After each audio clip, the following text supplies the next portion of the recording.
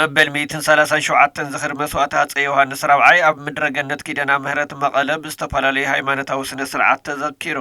ንዞም ንጉሰ ነገስት ሃፀይ ዮሃንስ ብዝግባእ ያው ሊቀ ሊቃውንት ኣምሂሮምና እዮም ቃለ ህይወት የስምዐልና። ሃፀይ ዮሃንስ ራብዓይ ኣብ ዘመነ ንግስነቶም ክብሪ ዓዶምን ሃይማኖቶምን ቅድሚያ ብምሃብ ቤዛ ህዝቦም መስዋዕቲ ዝኾኑ መራሒ ከም ዝነበሩን ናይዚ መርኣያ ድማ ካብ ዝሃነፅዎም ብዙሓት ኣብያተ ክርስቲያን ሓደ ኣብ ከተማ መቐለ ማይዲሓም ዝርከብ ደብረ ገነት ኪዳነ ምህረት ከም ዝኾነን እቶም ኣቦታት ሃይማኖት ይዛረቡ። ኣቦና ንጉሰ ነገስት ሃፀይ ዮሃንስ እታ ስጋ ዝነዓቕዋ፣ እታ መንግስትነት ዝተዓቕዋ፣ እታ ክብሪ ኩላ ዝነዓቕዋ፣ እታ ህይወት ብዝመልክዕ እዚ ክትሓልፍ ዝደለይዋ ነውስኸ ክብራ ልደልሲ ንዓቃ ይግደፋ ኣባየ ክረኽባ እዩ እሞ ነውሶም ክንዝልኣክል ቤዛ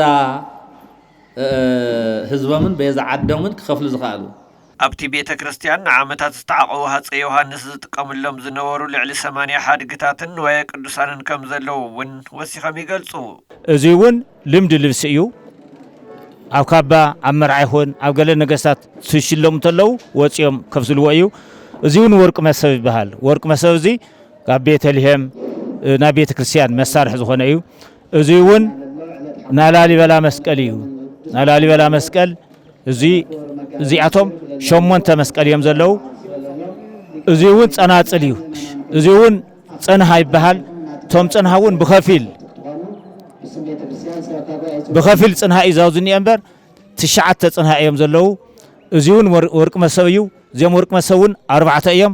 ዝኻባዚ 137 ቅድሚ ኣብ ንግስነኦም ዝሃለዉ ካብ ዝሞቱ እኳ 137 ዓመት ገይርሎ 137 ዓመት ግን እዚ ወርቁ ዘይቀየረ ማለት እዩ። እቶም ቅርስታትን ሓድግታትን ውሑስ መቐመጥን መህወፅን ብዘይምህላዎም ንሓደጋ ይቃልዑ ከም ዘለዉ እውን ነዚ ኣብ ግምት ብምእታው ቤተ መዘክር ንምስራሕ ፕላን ከም ዝጸደቐ እዮም እቶም መራሕቲ ሃይማኖት ዝሕብሩ። እዚኣቶም ሕዚ ሙዝየም ሰርሒና ህዝቢ ክሪኦም ብቱሪስት መፂውን ክሪኦም ኢና ንገብር ተሓሲቡሎ ማለት እዩ። በቲ ዓቕሚ ምጉዳል እዩ ምስ ቤተ ክርስቲያን ምስራሕ ምስ ዝነበረ ዘመን እምበር ሕዚ እውን ዓብዪ እቅድ እዩ ዘለዎ። እዚ ግን ቅርሲ ኮይኑ ንወለዶ ክሓልፍ እስካብ ሕዚ ኣፅኒሕና ኣለና። ካብ ዝሞቱ እኳስ 137 ዓመት ዝገበረ እዩ ንብረት እዚ እስካብ ሕዚ ፀኒሑሎ ናብ ወለዶ ድማ ክሓልፍ እዩ። ሙዝየም ክስራሕ ዓቂድና ፕላን ኣልዒልና ኢና። መስና ሃፀይ ዮሃንስ ናይ ብዙሓት መሳፍንቲ እዩ ዘሎ። እዚ ጥራይ ይኾነ ብዙሓት መሳፍንቲ ናይ ትግራይ መሳፍንቲ ክዳኖም ይኹን ወርቆም ይኹን መቆሚኦም ይኹን ኣውዚ እዩ ዘሎ እና እዚ ድማ ናይ መቐለ ህዝቢ ተሓባቢሩ ሙዝየም ሰሪሑ ብፅቡቅ ተቐመጡ እሞ ናይ ቱሪስት መጎብኘይን ናይ ህዝብና ድማ ታሪክ ክፈልጦ ሓድሽ ወለዶ ታሪክ ፈሊጡ ዝለሎ ንዋይ ቅርሳት ክንከባኸብ እዚ ኣብ ስራሕ ኣለና።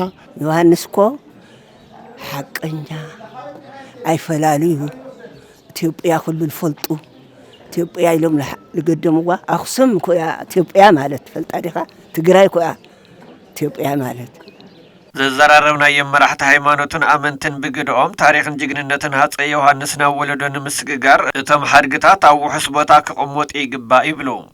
ታሪኮም ዓብዪ እኮ እዩ ሃፀይ ዮሃንስ እኮ ኣቦኻትም እኮ ተጋሩ እኮ እዝዋት ኢኹም ተጋሩ እኮ ዕዱላት ኢኹም ሃማና ልበደል ተዓደለ እኮ የለ ሃፀይ ዮሃንስ ልመስል እኮ የለ ሓድሽ ወለዶ ድክማ ኣሎ ሃይማኖት ተኸቲሉ ዓዱ ተኸቲሉ በረከት ናያቱም ዓዲ ሓፂርና ሓሊና ንወለድና ንደቅና ነምህር